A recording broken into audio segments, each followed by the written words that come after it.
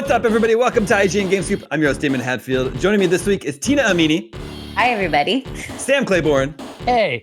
And Justin Davis. Scoop. And we've got a great show for you this week. It's the penultimate episode of the year.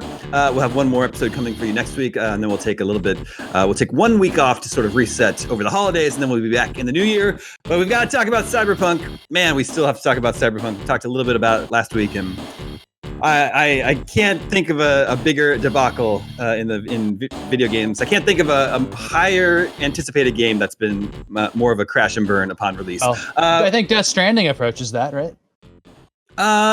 What Death Stranding was just people were just divided on whether or not they liked it or not. This, it wasn't like completely broken. We also, I can't believe I'm saying this, we also get to talk about Perfect Dark. It's amazing. Still processing that. But first, IGN revealed its Game of the Year nominations this week. So we should probably spend some time discussing that. Tina, can you sort of give us the rundown when the nominations are out there? Have we revealed when we're going to reveal our winners? I actually don't know if we've revealed when we're going to reveal it. So without bothering Lucy too much about it, hopefully the Game Scoop community alone can enjoy that we will be revealing them on Monday, provided nothing of surprise happens between then. But that is the plan. So look out. Provided Breath of the Wild 2 isn't surprise released over the weekend. No, boy. I don't know if we would count that point. Yeah, we might have to consider that one a 2021 award, which is definitely an awkward scenario we prefer not to find ourselves in, but we will do that in that case. Yeah. Okay, let's run down the nominees. Animal Crossing.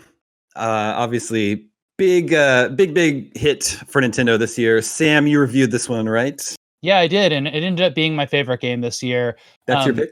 Yeah, I mean, like I after playing Cyberpunk, I really love it. I love it. It's such a Cyberpunk. Okay. Yeah, it's such like a great RPG that matches the thing I want to be playing at any time. And of course, I'm not discounting tech issues. I'm playing on a very nice PC. So, but Animal Crossing is the game, I think I'll continue playing into next year. It's incredible. I think it's so fun. And I really like the holiday stuff that's happening right now, except I'm an idiot and it's summer in my game, not from time traveling, but because I chose the Southern Hemisphere. And I needed to do that for the review because I just wanted to have like really good footage of like spring and summer instead of winter for everybody when I was reviewing. I don't know why. Well, it's just a decision that follows you forever now. Yeah, it's so dumb. Like it's like Toy Day, and it's like everybody's all festive, and there's lights up everywhere, and it's like I'm so hot though. Everybody says like the weirdest dialogue for it. It's okay. Weird. It's just like you're celebrating the holidays in Hawaii. Yeah, well, that's very true, and of course, the actual Southern Hemisphere experiences this all the time. But it is like Hawaii. Mm-hmm. Yeah. And Tina and Justin, you both played Animal Crossing, right? Mm-hmm. Yeah. Both big fans. Animal Crossing is also my game of the year for 2020. Wow. Nice. And I also, Sam, I echo everything you just said. I'm really, really loving Cyberpunk, as we're going to talk about later. But when I look down, I have nothing against Hades, which I was also a big fan of, and our other nominees. But Animal Crossing is one that sticks with me and that I feel in my heart and mind is the best game that I have played this year. Yeah, I've given up on that game. I very much loved it at the time, but I get distracted very easily. Lots of games come out. It's difficult to keep up with all of them. And we don't really have as many travel opportunities. So while that would have been my companion game across many flights, like this year obviously went differently than we had hoped for. So I just haven't played as much. And I do feel a little bit of FOMO out of like not participating in all the holiday stuff. And I'm a little too afraid to also open up my island and see all the weeds everywhere and everyone's like dying, wondering where I've been. And the town is just in shambles. Yeah. They always, the villagers are always like, oh man, I haven't seen you in 24 weeks. And like, oh. Yeah, I basically abandoned that island. Yeah. But it was a very good game. And also I think a lot of people, like the conversation specifically for this year has been around like that game got a lot of people through the year just because it's been a companion piece just in general as a day-to-day like life companionship thing. So yeah, without E3, that was like the one game that we got to see like a cool Nintendo booth for at PAX. They had like a really nice Animal Crossing setup. And that's like the only time we got to see anything like that this year because that was the last and only event. It's really cool. Yeah, it would be. It's interesting to think how that game would have been received in a normal year. I'm sure it would still have received well, but would it have been the huge phenomenon that it was? I don't know. I reviewed that before the pandemic hit. Yeah. So it's like my score and everything, there was discussion like right afterwards, and somebody had included this thing like, oh, if we were stuck at home for a while, like I had seen that a little bit, but like it's not even, I didn't touch upon it in the review, and I just it's just really interesting how those things coincided. Mm-hmm. I did not play Animal Crossing. It's not a Damie. It's not a Damie game. Makes sense. I don't know. I know they're not similar, but like Minecraft is not my thing. Stardew Valley. I just like if a game is like too open and it's just like here you go, do whatever you want. I lose interest, get bored really quickly. I need to have I need to have a quest. I need to have something that you got to have motivation. Need to accomplish, and hopefully there are things I get to kill. Yeah. Well, you do have quests though. You have certain levels of your house you have to build and other things to fill them with. How about loans, Damon? Aren't you? Exactly. That's motivation. I don't think all the fish live when you catch them either. I'm sure they don't. That counts. Yeah. I need a little bit more escapism in my video games. But anyway, Sam already mentioned Cyberpunk, so let's jump into Cyberpunk. Now you say you love it. Mm-hmm. Yeah, unquestionably. I think it's like when it works, it's such a fun, choice-based, big RPG where it's just I follow a story for a while and then I want to follow that more. And the weapon tree or the skill trees and the weapons and everything I'm really into. I'm playing as kind of a magic user with hacking, and I love it. I think it's really fun. I finally expanded my slots enough to be able to really mess with people. I can mute them or make them forget I'm an enemy, and now I can actually do stealth. Finally. There's things that I'm upgrading and it's really helping me out. I really like it. That's I love. We lost you there. Oh, sorry. I was gonna say we lost you there for just a second, Sam. You said you can mute people and then. Oh, I can make them forget that I'm an enemy, or I can change their hearing, and so now I'm actually playing a stealth build, which I couldn't do for a long time because the stealth was frustrating. Yes, and that's my one of my criticisms about the game, although it's possibly top 5, honestly, for me this year, because I'm really enjoying it. I'm really enjoying the main storyline too, and obviously all the side missions that kind of tie back into the main story, which is what I've been focusing most of my attention on. So I'm loving all of that. I'm loving all of the characters. But yes, the one of the downsides is that you were supposed to be able to play this game as guns blazing, stealth, hacking, using the various abilities that you have at your disposal. But I'm finding it mostly successful as a guns blazing type of game. Sure. Unlike something like even Assassin's Creed Valhalla or Ghost of Tsushima this year, where you can actually go get through an entire level in a methodical way with stealth. I felt like there were so many levels where I try to go stealthily and then things just go to complete utter chaos before I know it, and I'm not about to try to even reload previous saves to get around it, just because it feels really impossible to get around stealth. And I've been increasing all of my abilities, and I saw the whistle and the ping and the one that distracts enemies from thinking that you're an enemy, where they get confused and they walk away. But it hasn't been a balanced enough experience to feel like a proper stealth game to me. But I still have been loving the hell out of the game. You get rewarded for killing people. I mean, that's the thing too. If you just avoid everybody and go through the game, you get less XP and less cool weapons and money and everything. So it's you kind of got to kill everybody at some point. I always give up. Yeah. I get through a lot of it, and then I'm it's fine. Yeah, for sure. And Justin, how about you with Cyberpunk? Yeah, I love the game too. All the criticism that I sort of leveled at CD Projekt last week for the state that the game launched in on consoles is, super valid and legitimate. But I switched to the PC version of the game, and I'm so impressed with what they have pulled off, and I'm excited to see it, just get better over time. And it does make me a little bit sad because I wished it could have launched in this state. The level of environmental detail and the thoughtful nature with which you can build your V. I don't think the game is getting enough credit for that. The game is still in sort of its meme state right now, where look at how broken the AI is. Now these cars disappear, and the game deserves that criticism. It's a bummer, but I think that's overshadowing how impressive there are so many systems at play and so many ways that you can develop your character that this is much more of like an RPG than I think that it's getting credit for at this stage. Like, to build a stealth character, it's not just about like, well, here's the stealth tree, so I put points into the stealth tree, so now I have a stealth character. Like, you need to put silencers on your weapons. Like, you need to take perks from other trees in the hacking tree that like also enable stealth and make it easier. I didn't even know about silencers. Yeah, you can. Yeah. Tina, we lost your video. Oh, whoops. Maybe your lights just went off. Can you see? I'm just. Where am I? Pay the power bill.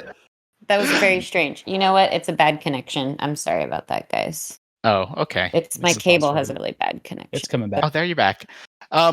So that's what I'm most excited about, and most like I'm excited to replay the game when it is finally in like a really, really great state, and I'll probably replay it on console because I saw somebody do a build where they basically they put all their points into shotguns, and then each time they kill an enemy, they move faster. And so the build is basically Sonic the Hedgehog with shotguns, where they sprint all around like a crazy person, shotgunning everybody in the face. And that's completely different than the way that I'm playing the game. And from a game design and like character build standpoint, like that's really hard and impressive. Like, so I really, really love the game, and I love the writing, and the situation around launch just makes me sad. I was saying on social media that like it'd be so much easier if the game were just bad. Like, if it were bad, it would be bad, and then everyone, and then it would be bad, and we'd all move on with our life. But like the fact that it's like 3/4 amazing and like 1/4 broken makes it just a lot harder game for me to like sort of fit into my mind right now. Yeah, 100% agreed with basically everything you just said, Justin. I think the RPG element is really astute. Like, there's a lot to discover there. I think the criticisms of them comparing the open world to something like Red Dead's open world, Red Dead 2's open world is obviously, it's like night and day. Those aren't exactly. Sorry, do I need to stop again? Well, your audio sounds worse now. Yeah, it's doubling up. Yeah, it's coming from the. Here we go. How's that? Yeah. Much All right. What was I saying? Yes. RPG elements. Thank you. Yeah, so the RPG elements, that makes a lot of sense to me, because the open world, like I'm not much of a player that loves, unless the open world really pulls me in, where there are like natural events happening, like random events that are happening that you can kind of chime in on, and it feels like it connects back to the story. That's my preference, but I don't really feel pulled in by the world outside of how beautiful it is. Like, there's levels of detail in the design specifically, like even to the fine elements of, the trash in this room looks different than the trash out here. So I think design-wise, they've really pulled off something gorgeous. But I've seen the footage of people like, blasting off their guns with a bunch of pedestrians around, and then you turn around and you turn back, and the game like loads in normal pedestrians that haven't encountered you, like shooting around. So I think there's like a level of playable detail that maybe isn't there, and I think that ties back to expectations not measuring up in that sense. But from what you do have in the game, the hype and the marketing aside that maybe didn't live up to that, what you do have in the game I think is a really enjoyable experience. And I love Pan Am and Judy and Johnny Silverhand. I think Keanu does a good job, despite what Tom said in our review. I love how he appears to talk to you. It's so clever. Like it's really unexpected, because it'll be in like a small side quest, and he'll pop in, and he's always doing something physical that's interesting, like sitting on a chair you wouldn't expect, or like being up on a ledge, or like right there. It's just so cool. And I love when you hear him, and then you're like looking around, like, where is he talking to me from? And then you find him, and it's like the coolest thing. Graphics wise, like out in the desert, oh my God, that game gets pretty. It's kind of crazy that they focus so much on the city and neon and rain and everything, and they got a lot of that right. But like once you get out there and go looking back at like the skyline, it's the coolest thing. I love it. It's like a Vegas shot. Exactly. It's just interesting to hear you say that, because I'm playing on Xbox Series X, and of course it's not an Xbox Series X game. It's an Xbox One game that I'm playing on Series X, and I wouldn't say that this version is particularly, good looking. There are other games I played this year, Ghost of Tsushima and Last of Us Part 2, that are much better looking games than Cyberpunk on Xbox Series X. So it's so is just a story of two games, right? Well, it's CD Projekt Red. Their roots are in PC game development, right? Like that's like their heart and soul. They're a PC game developer. So I think we're just like, I think we're just sort of like being reminded that that's the version of the game they were really giving all of their care and attention to, right? It's just they nailed the console versions of The Witcher. Like that's the thing. It's like that was the crossover that really worked for so many people. And Witcher 3 was just like such a great console RPG. I think they expected to be able to do that again. I don't know. I don't think I've ever seen a more like detailed, layered game world than this. Like if you stand it up next to The Last of Us or Red Dead, like those worlds have higher like picture quality, like in regards to how they look, but like the world of Cyberpunk and Night City feels more thought out, where like you have brands and those brands have billboards and then those billboards have graffiti on them, and it feels layered and built up in a way that's like thoughtful, and like the way that those hacks are bought from Ripper Docs that are in like back rooms and basements, and like every single interior, like a bar is not just a bar, like it has a back room and it has an office and it has like a back alley and like multiple ways into it and out of it, and you can get up on the roof. Like I got another video that I saw, just like the Sonic the Hedgehog with shotguns, was someone bought the double jump, and you can use the double jump in some of those movement mods to like get on top of, you can get onto the roof of the skyscrapers, and like the game doesn't tell you to do that. Like there's no quests that take you up there, but there's loot up there. Like there's sniper rifles and things like up on the roofs of these tall buildings, and the fidelity of that world and how thoughtful it's put together. But then you know, you turn around and like there's cops spawning behind you, you know, teleporting in, and like and then so much of it just doesn't work. Like it bums me out. It's like it's right there. It's so close. Yeah. I'm definitely enjoying it. So, you know, it's totally my kind of game. But you know, I'm like 10 hours in, which I think I only saw the title screen after 8 hours. Yeah, we were talking about how Assassin's Creed is like 5 hours to title screen. Cyberpunk for me was 8 hours to title screen. Is this longer than Wolfenstein? Is this the longest one? Wolfenstein's was like that too. Remember that? Yeah, but it wasn't 8 hours. I don't think. Yeah. Well, they also said specifically they wanted to make the main campaign a little. They just through research saw that a lot of people didn't finish Witcher 3. That's right. So yeah, I think they're trying to strike the balance of like you can burn through and just do the main quests here, which I found like a lot of the side quests to be less than enjoyable experiences, even though they do switch them up occasionally. Like all your, I forget his name, but the AI that you interact with where you can chase down all of his vehicles. Delamain? Yes, thank you, Delamain.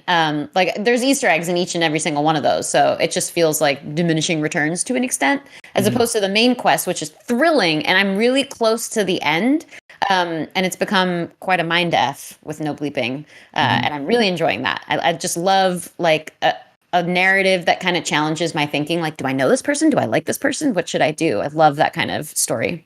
Yeah, I've been trying to think about how to suggest side quests to people, and I've played a lot, but not nearly all of them. And I think the romance lines are totally worth doing. Like, there's certain characters that have romance lines, and like you don't have to play them as romanceable characters, but they're so in depth. It's like I can't believe, and I think they contribute to the multiple endings too. So it's like I'm surprised they don't kind of show you those more, because they just kind of fade into the gigs and everything. Like there's just so much to do. It's hard to cut through that. There's a lot to do. The game does a really good job of like you tug on a thread, and sometimes it's, you know, it's a 5-minute quest and it's over. But like sometimes gigantic sprawling side quests start the same way and feel kind of inconsequential, and then bloom as you dig into them. Yeah. And like and you don't really know which it's going to be. Like you don't know if someone's going to be in your story for 5 minutes or, you know, 2 hours. There's the, like, interestingly too, like the ones that don't get flagged to you, the question mark ones that you actually have to walk up to discover what the side quest is. Some of those are Keanu side quests. So you'd be surprised, like, what is actually hitting there. Yeah. That's really cool. I haven't done any of those. Like I've never even walked up to a question mark. There's actually a secret ending, because I may have done some Googling. There's a secret ending, and you can only reach it if you have a very specific kind of relationship with Keanu. And it requires you spending time with him and being nice to him, but not too nice, because he can't, you know, think that you're being fake nice. So it's a whole thing. Whoa, that's so crazy. I wanted to also comment, like, the style of the game is, you know, I like 80s cyberpunk. Like, I think it's really like stylistic and cool and neon and neat, and like they included like a lot of like every single quest in that game Every single one is a reference to a punk or a rock song. And I think there's a trend where they go back in time. I can't really tell because it starts with like 70s punk. There's like a bunch of Stooges songs in there, like Down the Street and Gimme Danger and stuff like that. And then it goes like, now I saw like some like pretty commonly known songs like Riders on the Storm or With a Little Help from My Friends from the 60s. But like, yeah, it starts with just like it has that like the style is so extensive. It's so detailed. Has other references, like even in the poses in photo mode, there's a ton of references in there, and lots that are associated with Keanu. So I actually took a screenshot with him in photo mode where I'm telling him, "No, you're breathtaking," and I took it at the exact moment that Keanu was like, kind of like that, like embarrassed. So it was a perfect screenshot. I'll share it at some point. Sam and Tina, I was saying last week that what struck me about the opening hours is just how normal they seem to me for like an open world game. I wasn't really feel like I was seeing anything new. But then when you get deeper into it and you're like interacting with people that have like heavily modified their bodies, like it's one of the earlier missions where this like group of gangs. Psychos. Yeah. Is that what they are? Where they've like gutted like the top of their head? Like, so it's not like their eyes are removed. It's just like just got metal everything from like from where their nose to like their forehead would be has just been gutted, and it's just like machinery in there. And you're like talking with this person. That was like the first time I was like, whoa, this is awesome. They make you they're so in your face about like doing drugs with them, and I'm like, I don't know. I'm cool. Oh, I said yes. I thought they would kill me if I didn't. What happened? You just got high? Yeah. Does it just start swaying the screen like it does when it's like? That's what happens when you take one sip of beer. Yes, exactly. I was like, why is V's tolerance so low? Because all that metal, all that chrome. Okay, we can talk about Cyberpunk for the whole episode, but there are other games nominated for Game of the Year, like the previously mentioned Assassin's Creed Valhalla, a game that I was enjoying, but then started to get a little bit bored with and moved on to Cyberpunk.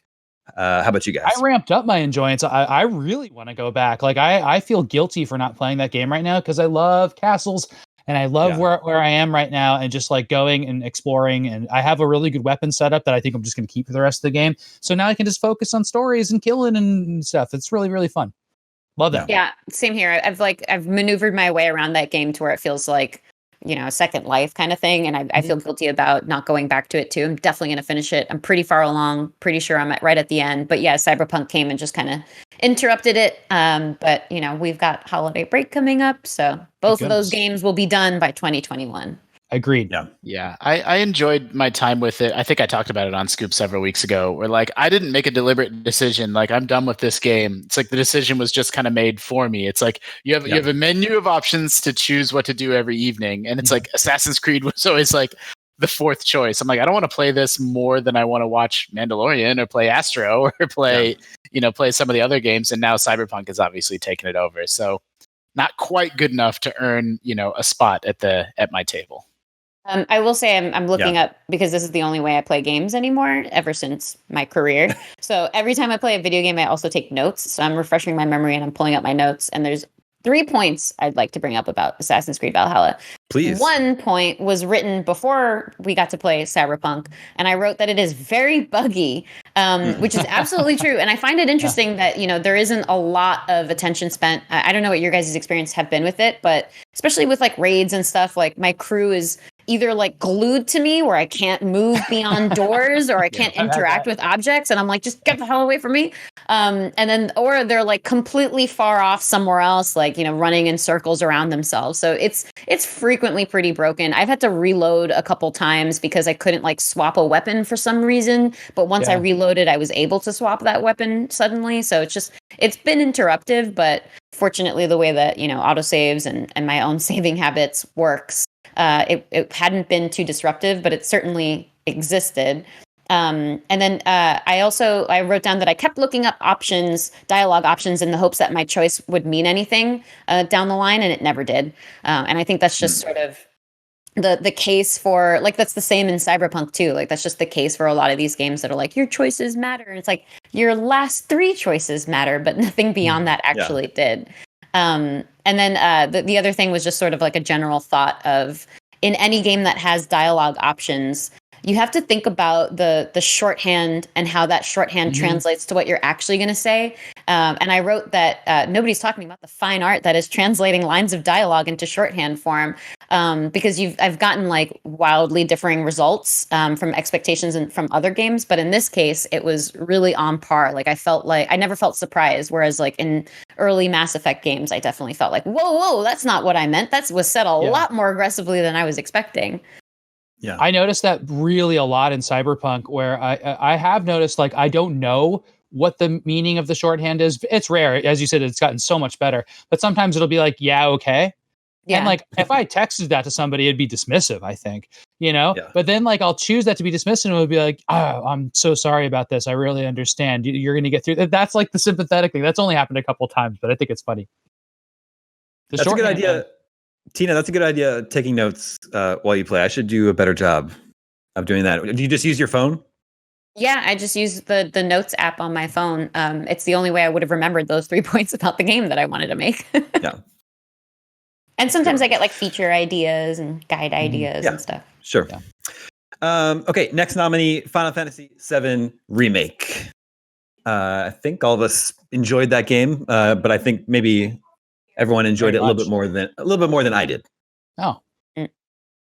Well, first of all, I don't like the whole way that the game was like framed and rolled out as just being part one of who knows how many parts they're going to be and when we're going to get them. Yeah, it's literally not a Final Fantasy. It's just a starting fantasy. Yeah. I mean, without spoiling things, the best part about that game is that it's not a straight remake and sort of acknowledges and recognizes what comes before and makes really, really bold storytelling choices that I think remakes part 2 and 3, I'm so much more excited about them than I would have been. But that being said, it's too padded to be a Game of the Year front runner for me. Yeah, can you imagine going back to that game right now? Can you imagine how bad we'd all be at the combat in that? Like, it was so specific.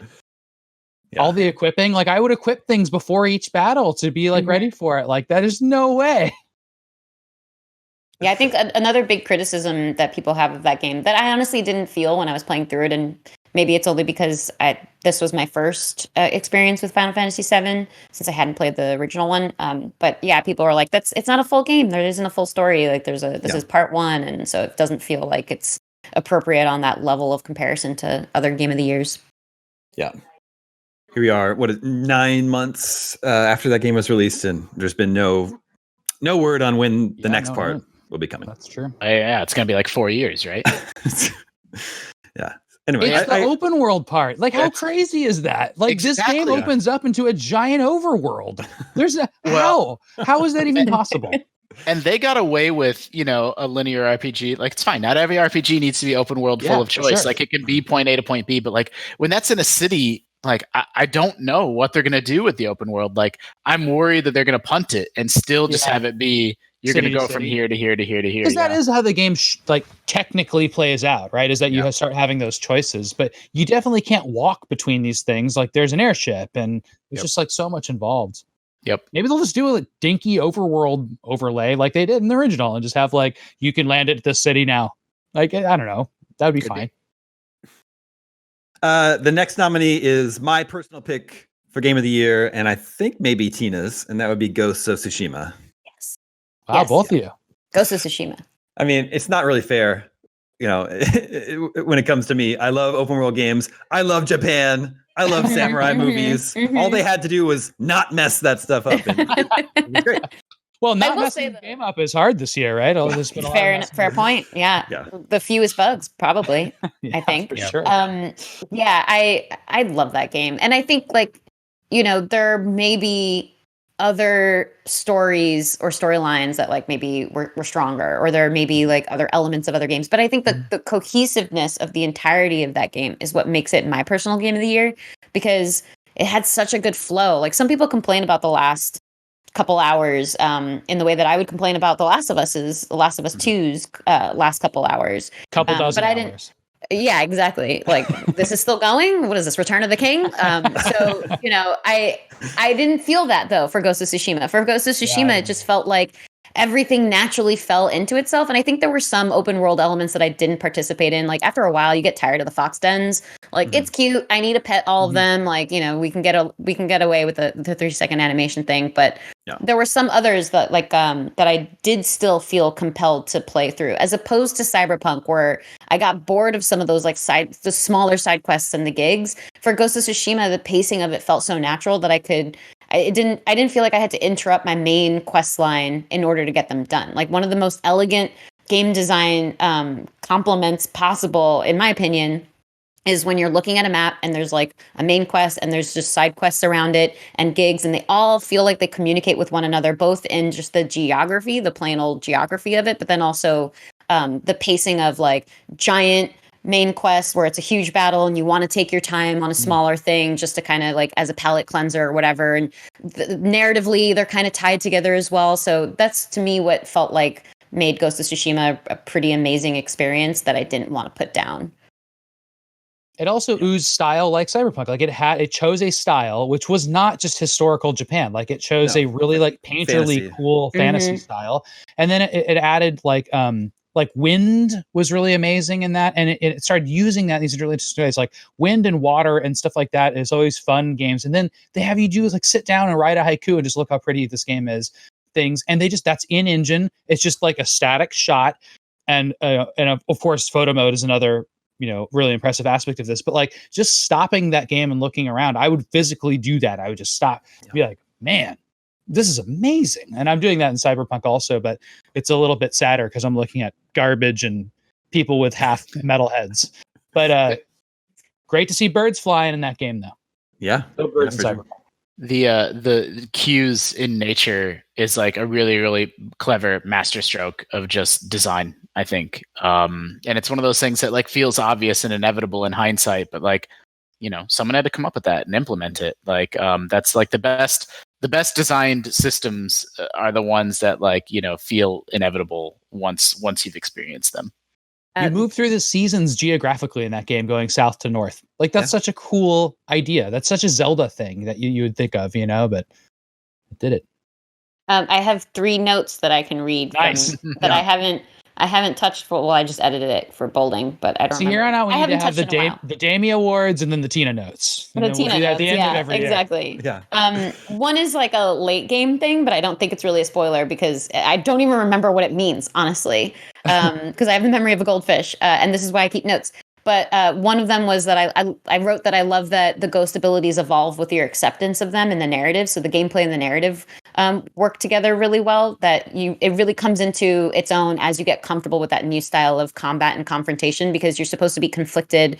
I'm a samurai. I'm not supposed to be stealthing around here and stabbing people in the back. That was one thing I didn't like.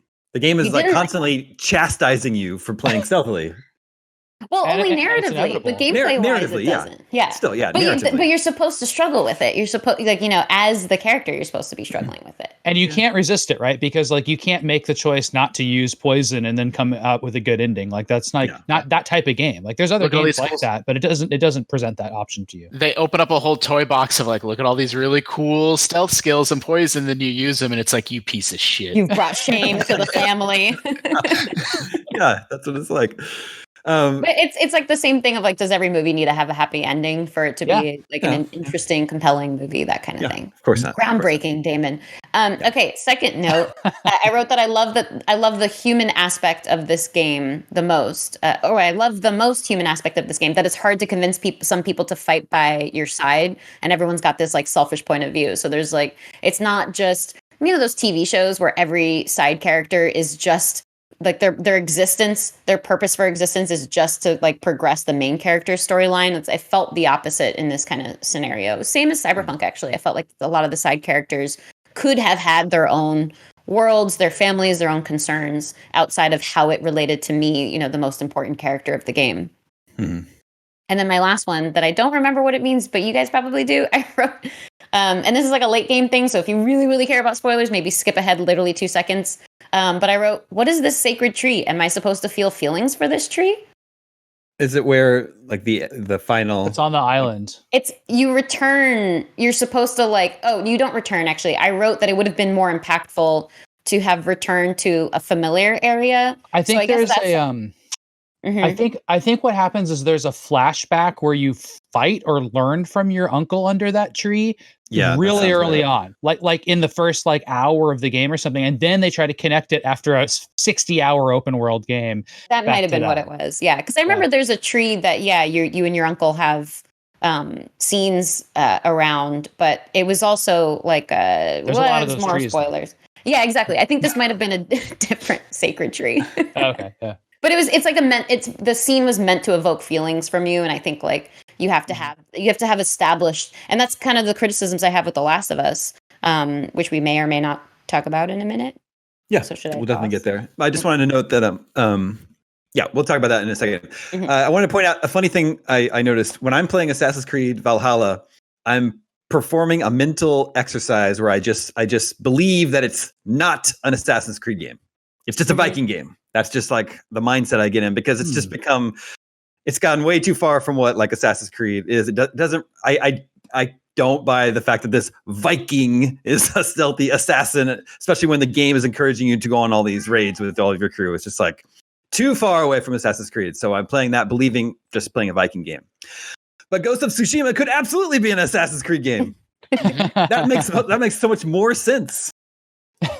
You could we'll just swap them. It's okay. Just sprinkle a little Animus stuff in there, and then bam. No, you don't even have to. Then it really, literally is an Assassin's Creed game. Well, there are hardcore Assassin's Creed fans that love that Animus stuff. Yes. Okay, we were like running out of time. We're gonna have to speed through some of these other games. So we got to talk about Last of Us Part 2. Tina, do you want to start with your point? Yeah, I mean, the point that I was going to make was that they tried to have a couple scenes, the one that was related to Ghost. So they had to they had a couple scenes where they tried to make you feel things about certain characters, but you'd seen them so many hours before where you had a different feeling about them, because you're like, I don't know this character, but I'm pretty sure this character's an enemy of mine. And then you flash back hours later, and you're meant to have this like different understanding of them, but I felt like I wasn't feeling the things that I was meant to, or that was the intended purpose of the scene. So just those like flashbacks are tricky to get right. Like flashbacks can be a really cool art tool, but if they're not done right, it's potentially just like a distraction, like just additive scenes that don't really get the intended effect. So that was one of my criticisms. But yeah, then the game goes on too long. So there's that. Yeah. I don't like how. Well, I like how I really starting as playing as Abby at first. And I was like, why am I switching characters right now? I'm really invested in this other storyline. Of course, that's the big trick with this game, is that it gets you invested in Abby. And then after all that, though, what was probably not the intended effect, what I ended up being like, Ellie sucks. Like, I don't want to have anything to do with Ellie. She makes such bad decisions, and maybe that's their intention too. But it's not a good one, and it's not a good message. So at the end of the game, you have these two characters. You're just like, you can't make something where you can't relate or like any of the characters. In my opinion, like that's not like a artsy new cutting edge thing to do. It's just not storytelling. It's just, and then they actually say in that game, like, I forget what the exact terminology is, but they're like, everybody's, the sentiment is that everybody's awful. Like, frankly, that's just not a good plot of a video game for me, because it just justifies killing all these people in the video game and makes it very video gaming and not auteur-like at all for me. I'm just like, okay, if everybody's evil, then it's all equal, and that's why I can kill 300 people in the course of this game. I just think that's like so weak. I just don't think that's a coherent message. That's a real problem I have with a lot of modern television, is that there's nobody to root for. Everyone's terrible. There's no one that's like a hero. I didn't really, I'm one of the only people, me and Seth Macy are like the only two people that didn't love Last of Us 1, so I didn't play Last of Us 2. I give the game credit for, I watched a lot of videos and saw a lot of coverage of the game, and like the level of detail in the game world, like Naughty Dog is on another level. It's really cool. There's no other game developer on the planet doing what they're doing. Like, it's really, really unprecedented. It's unbelievable that it's on a PS4. Like, it feels impossible. And so, like every technical achievement in the world, like they deserve credit for. From a narrative standpoint, I spoiled myself on the game because I don't think I'm going to play it, and I'm not going to spoil Last of Us 2 here, but I think my opinion would probably line up with yours, Sam. Yeah, there's so many things about that game that are really impressive on a technical level. Amazing acting, amazing writing, amazing, world building. Even though it's a dystopian world, it's still beautiful. There's an amazing museum sequence, but like the story in the first Last of Us, I think is amazing, and the story in part 2 doesn't go anywhere. Like it's just like I don't know. It does a disservice to the original game. This is light spoilers. Here's what happens in Last of Us Part 2. Ellie wants to kill Abby, but she can't find her, so she goes home. Then Abby goes to kill Ellie, but she changes her mind. Then Ellie goes to kill Abby again, but then she changes her mind. The end. Mm-hmm. That's it. That's the story. It's like, what? It's supposed to be like these kids that grew up in this, post-apocalyptic world have very different understandings of what family means, have very different understandings of what right and wrong means. So it's supposed to be the trajectory of them struggling with it. And then you, as the player, also struggling with it because you're seeing different sides of people's stories. So ultimately you're like, oh, okay, I'm understanding certain context about The Last of Us 1 and how that may have impacted how these characters feel in The Last of Us 2. But yeah, it felt like messy sequences to me where I wasn't set up in the same way that maybe you could have been. And I also felt like a couple elements were definitely, mirroring things that were successful in The Last of Us 1. I wrote in my notes that I've pulled up here that there's a lot more of those giraffe moments. Those really interesting, quiet moments that you're supposed to kind of reflect. But it didn't carry the same weight. And maybe it's to my own fault for doing that constant comparison in my head to The Last of Us 1. But like even those dynamic dialogue moments that kind of carry you through parts of The Last of Us 1 where you're supposed to just be traversing the world, getting from one blowout fight to the next stealthy fight to whatever. Those were supposed to carry you through them, like while you find a ladder and you put it up, and like that was meant to sort of like that was a big part of. Yeah, it just so for me they didn't feel as well timed as The Last of Us 1. So I was just constantly making those comparisons in the back of my head. I mean, games are participatory. It's like the player is playing it; they're not just passively watching it. And so to be forced to play as a character, making decisions you hate, is interesting. But yes, exactly, it's an interesting exercise. But yeah, we've done it. We don't need to do it again. Really, what I want to do in a video game. Yeah, Seattle is so cool in that game. The river through the center of Seattle, and like that's that's where the giraffe moments really take off. And there's a few like tiny little open world segments there, which they really only did like I think twice in the game. But where you get to run around, you're like, this makes me want a feudal Japan set game from Naughty Dog, maybe with a little bit of Animus in it. More Japan in 2021 game. Yeah, for sure. Yeah. Okay, a game that really surprised everyone this year is Hades. And I for one am super happy to see a roguelike game get so much love this year. Although I really like Hades a lot, super Daemon game. But I actually like the moments in between runs more than the runs. Oh yeah, I played it for 3 hours last night, so I can talk about this. First time. Nice. Well, hit us with your thoughts. Oh no, I can wait for you guys. I just wanted to remark that I can participate, and I'm happy about that. I think I like the same thing about Hades that I like about Cyberpunk, where like there is such impressive flexibility in viable builds. And it's a roguelike, so you don't know, you're sort of cobbling it together as you go, and it has that best feeling that like, the card games Damon and I like so much, like Slay the Spire, where like you get one card and Slay the Spire and you're like, okay, man, I guess, it's a new strategy. Like Hades feels that way with its perks and weapons and like it's so impressive that like you are viable from beginning to end in all these different flexible ways. Like what an achievement. Yeah. I feel like I got my ass kicked when I used the bow and arrow, but other than that, I agree. I love the bow and arrow. I love the bow and arrow. Yeah, that's the way I can survive. Yeah, I'm like, really cool. I've always been the like in an RPG where you would play like the tanked style character versus like the range style character. Always the range style character. It's like, don't get close to me. I will get way too nervous. I need to kill you from a distance, so I feel secure about that. And the bow and arrow, once you start stacking all of those abilities on top of them, they become glorious. I figure that might be the case because the levels have parts where you can kind of run to a corner and just like take care of stuff. And there's an occasional level where I get like a layout where I get like just hammered though. But Damon, you had already talked about this, and I've heard other people talk about this. Like it's so funny going to your little home setup and talking to everybody, and then more things open up, and you can give presents and visit, and it's just so funny. Like I love that part of it.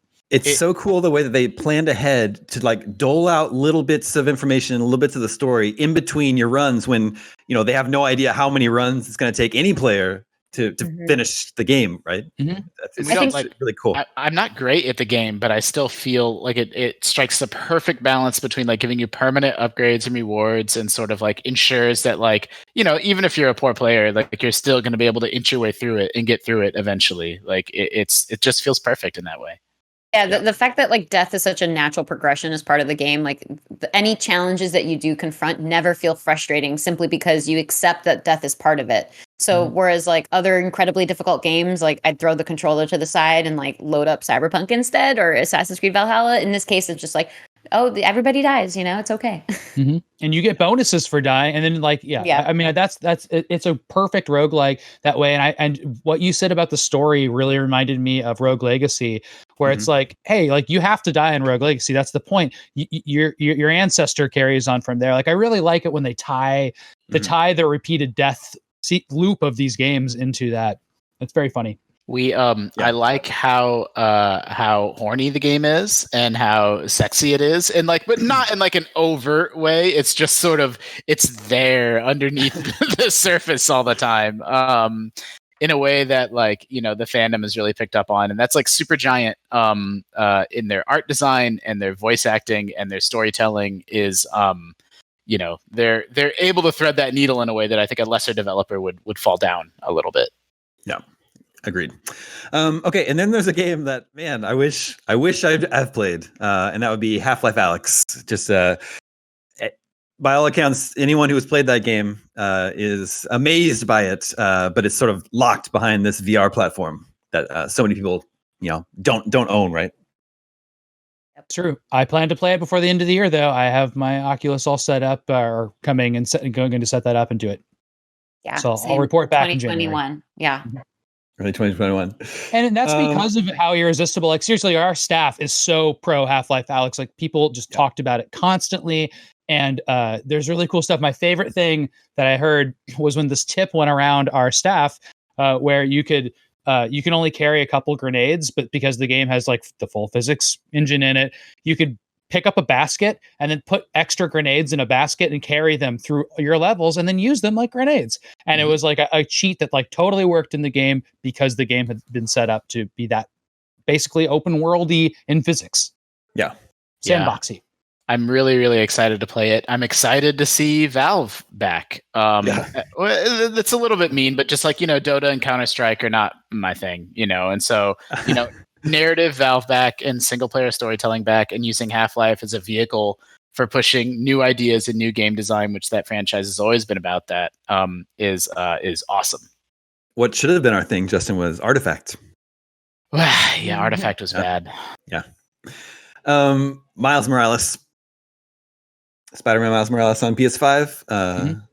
Yeah, I really liked it more than I expected to. I expected it to be just sort of easy breezy, superficial, like Spider-Man 1.5, and it punches above that, and I really love it. And I think I don't remember how I voted on Game of the Year now, but that may have been my second choice behind Animal Crossing. It was way up there.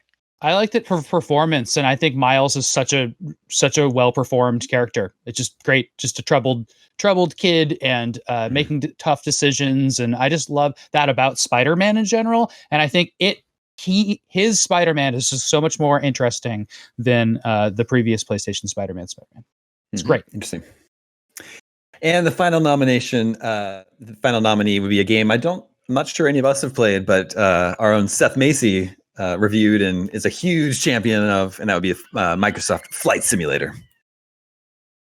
Yeah, I mean, from everything I see about that game, I love that they used these, basically satellite composites to make an amazing version of Earth to explore very slowly or to speed across. I think that's so cool.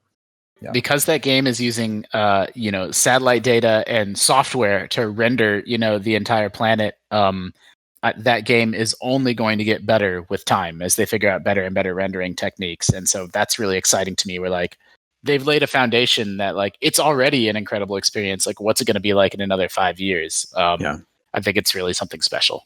like Animal Crossing, one thing we couldn't do this year was be with other people. In this game, you can't fly or travel.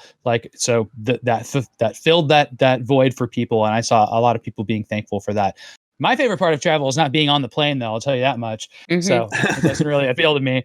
But it is funny to think how much they nerded out over airports, which are also like the least appealing places humans really inhabit, I think, in my opinion. But we an underrated thing about Flight Simulator is that there is an endless level of toggle between arcade flying and like realistic flying in every single step along the way. So it's like if you want to pick up an Xbox controller and just drive your plane around, you can.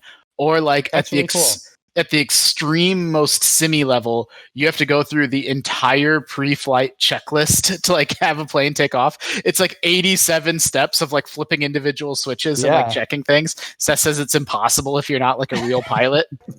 And like, but then everyone decides like where on that scale are they for themselves. Like, okay, I want to skip the pre-flight checklist stuff, but I want it to be, it's still a fairly realistic sim experience.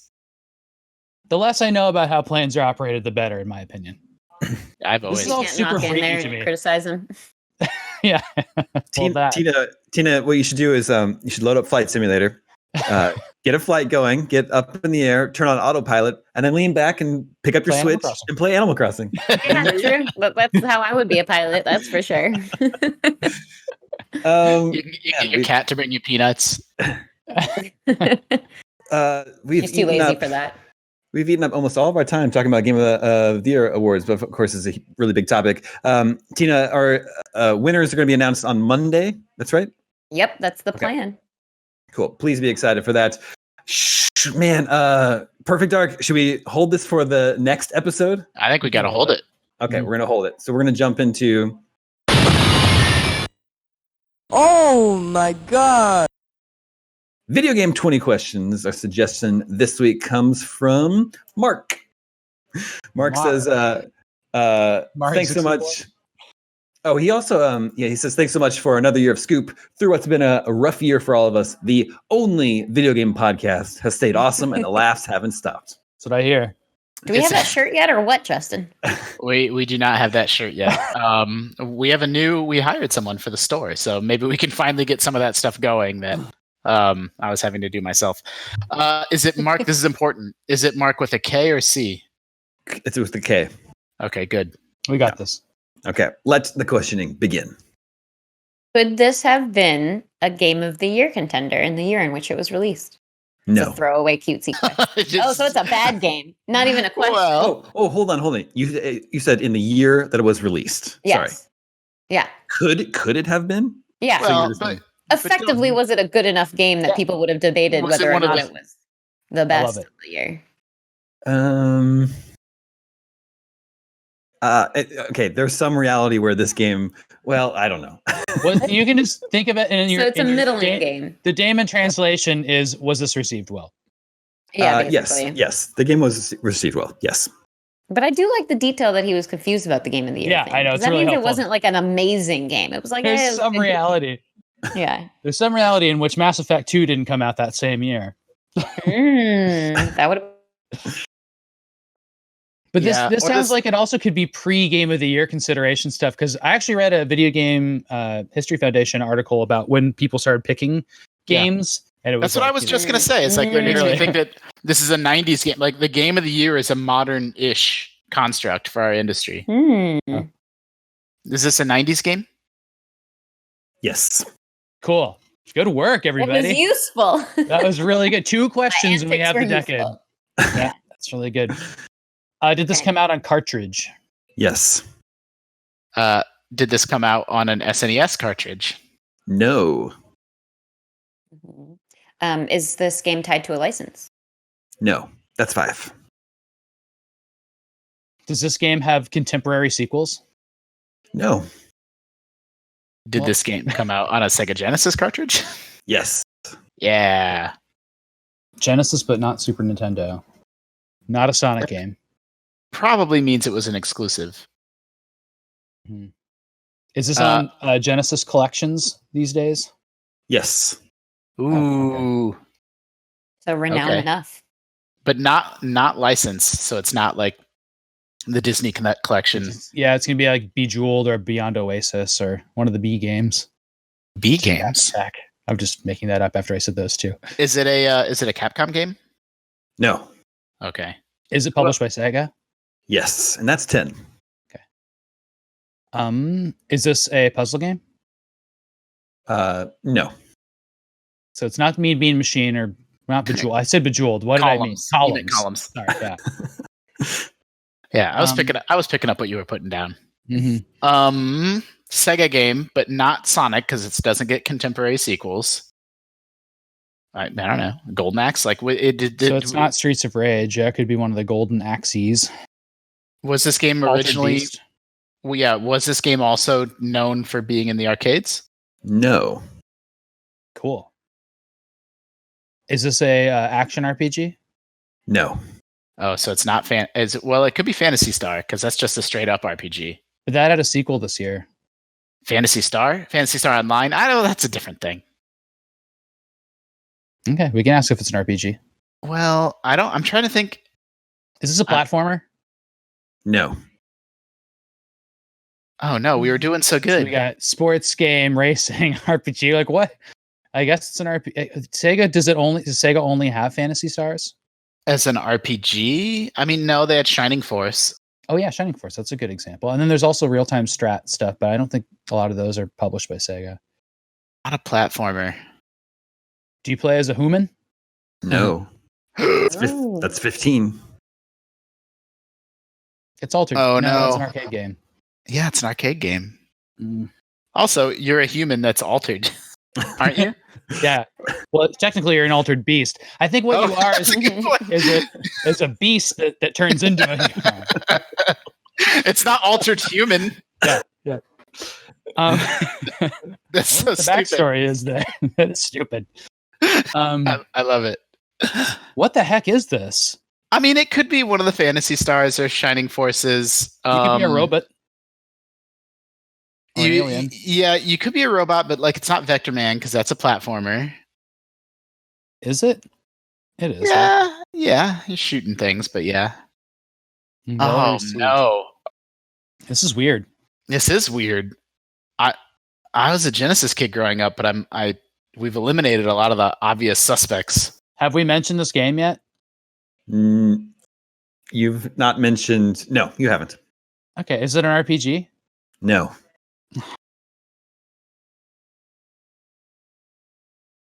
This is so silly. Yeah, it is really silly. Could this be a Sonic game because it's a Sonic game and there isn't a Sonic game this generation or something? No, you asked. I don't remember exactly what you asked, but it was something like, "Is it still getting sequels today?" Like, yeah, because like Spinball, and then that doesn't have a sequel, so he would count that. Damon wouldn't do that to us. I think he would. Do you play a Sonic the Hedgehog, or is Sonic the Hedgehog in this game? Yes. Whoa. Wait a second. Sonic Spinball is not a good game. That wouldn't have been a Game of the Year contender. It's hard to tell. Yeah. Let's see if this is a pinball-based game. Okay. Show me pinball-based game. Yes. Is this Sonic Spinball? Yes, it is. It's 20 Wow. Nice. I like that game. I like that game. That's probably the best Sonic game. I owned it, so I was really disappointed in it. That was good. Damon. That's my line, Damon. That's what I say about the Kirby miniature golf game all the time. The best Sonic game is Sonic Spinball. Just when things were dying down, Damon, now you just kicked them all back off again. It doesn't die down. It doesn't. You gotta thumb them in the eye once a year or so. It's the holidays. Merry Christmas, you filthy animals. That's your Dammy award. You monsters. Yeah, Sonic Spinball. I thought that game was well received, and I actually kind of like that game. But nicely job, you got there. Mm-hmm. Well, okay. It took some psychology from the very first question onwards. Yeah, as per usual. Yeah. That is going to be all the scoops we have for you this week. We'll be back next week with the Damie Awards and Perfect Dark and a bunch of other fun little surprises. So thank you to Justin. Thank you, Tina. Thank you, Sam. Thank you to Borba, working behind the scenes. My name is Damon. This is IGN Game Scoop, and we're out.